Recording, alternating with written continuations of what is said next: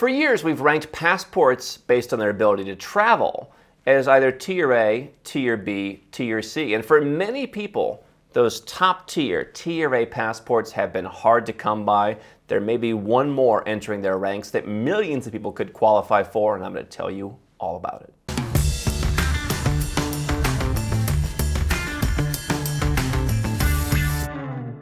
Hi, I'm Andrew Henderson. This is Nomad Capitalist, where we help 7- and 8-figure entrepreneurs and investors legally go where you're treated best. You can learn more at nomadcapitalist.com. Before I get into what could be the world's next Tier A passport, let's briefly summarize what a Tier A passport is and why you would want it. So if you're looking to get a second citizenship and you want to travel on that passport, you want to live on that passport, maybe you want to increase the travel privileges of your current passport, whatever the reason, a Tier A citizenship is really the only kind of passport you can get that's going to allow you to visit the United States, Canada, assuming that you can get in, Australia, New Zealand, etc., Europe, and pretty much everywhere that you'd want to go. Now, if you don't have a great passport now, obviously this is a substantial step up. People go and they pay taxes and they live and they contribute to countries for years in many cases. It can be very expensive for some people to move to a country like a Germany or to a US or to an Australia and naturalize. And so there are ways where you can get these Tier A passports through investment, through your family tree, what have you. But if you currently have a great passport, if you're American, if you're Canadian, and you want to back up, and you want to be able to come back to your home country, even if you were to give up your current citizenship, then this Tier A passport is the way to do it. Because I think what many people don't understand is, let's say that you're a citizen of a Caribbean country, which would be a Tier B passport. Let's say that you go and you get Serbian citizenship through your family tree, or I had one gentleman reclaim his Malaysian citizenship. If you are an American, if you want to visit the U.S., these passports won't allow you to do that without getting a visa because they're simply not Tier A. There are some passports like a Bulgaria or Malaysia that are such great passports, but they don't give you access to, let's say, 1 or 2 countries like the U.S. We call that A-. But if you want that access to the U.S., if you want that access to these big English-speaking countries, then you're going to want a Tier A passport. And the vast majority of passports in the world, the vast majority of issuing jurisdictions in the world are not Tier A jurisdictions. And so what people don't understand in many cases is just to visit the U.S., you need a visa, or you need a passport that's Tier A, that's part of the visa waiver program in the United States. Even just to fly through the United States, you either need a visa or you need to have a passport that is a Tier A passport. And so in the last year or so, we've seen Poland enter the visa waiver program. They had an A- passport. Now they're a solid A because they can go pretty much everywhere in the world. Croatia is now the same. Croatia, which came into the EU a number of years ago, which had some restrictions, now they have achieved full Tier A status.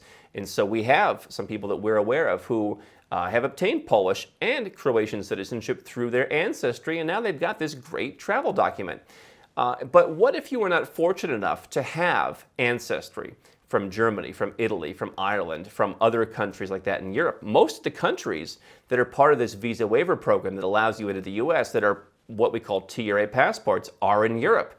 And so the alternative is simply having to move there to that country and learn the language and pay a bunch of taxes and commit a bunch of time to naturalize into the country. The only exceptions are like Japan, Taiwan, South Korea, Singapore. Those are pretty difficult passports to get unless, again, you have ancestry.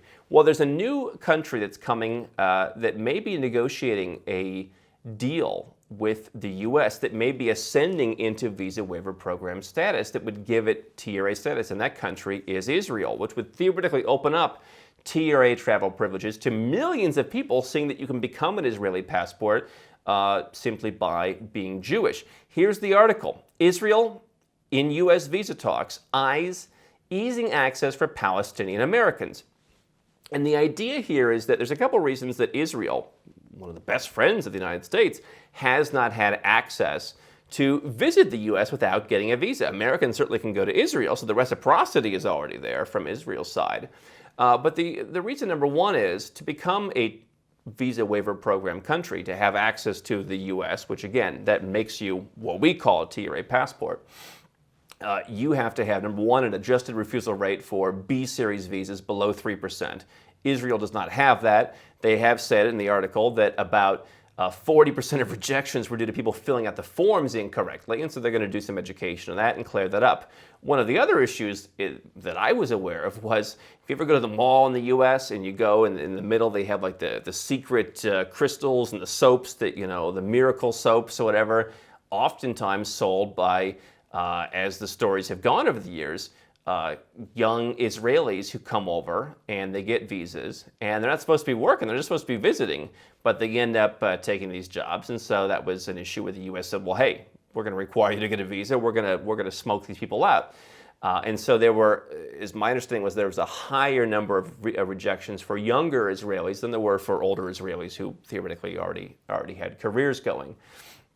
And so the other issue that it's alluded to in this article is that Israel had been alleged to be discriminating against Palestinian Americans. I don't know that they necessarily argue with that very much, but the idea was, hey, we don't really want these people with Palestinian origin coming to Israel.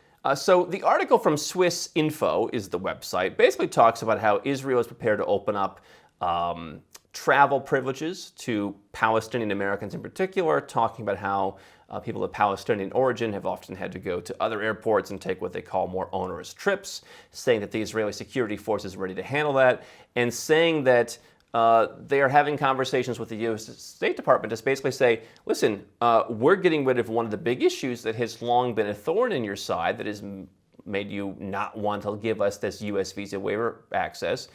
Can you help us get our adjusted refusal rate down to the 3%, which is what is required to be part of the visa waiver program and to stay in the visa waiver program until you're permanent. And the idea being that there's still some work to be done because, again, the rate is higher, but they are working on the conditions to get there. And so as someone who works with a number of folks who are Jewish and who could theoretically qualify for Israeli citizenship, it's always been a pretty good citizenship, and I've said, listen, if you're entitled to it, it's probably worth claiming. Now, it's certainly not the least dramatic passport, and if you're an American and you're Israeli, you may not have the most agnostic passports in your portfolio. It might be worth adding something else to the portfolio that is very agnostic and people aren't concerned about.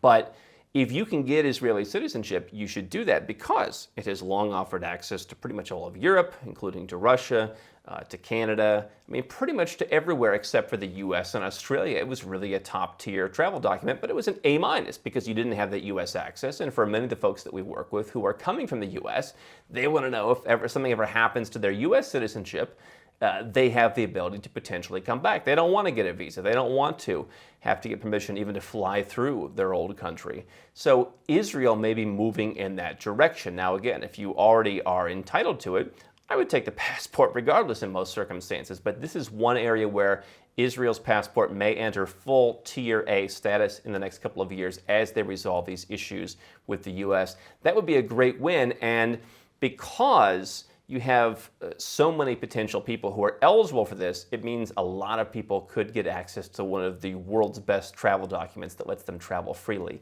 if that were to happen. Don't stop now. We've got well over 1,000 more videos here on YouTube for you to watch and learn how to go where you're treated best. And if you want to work with Nomad Capitalist personally, go to nomadcapitalist.com/apply, learn about our unique, tried and true process, garnered over years of experience, and learn how you can become our client.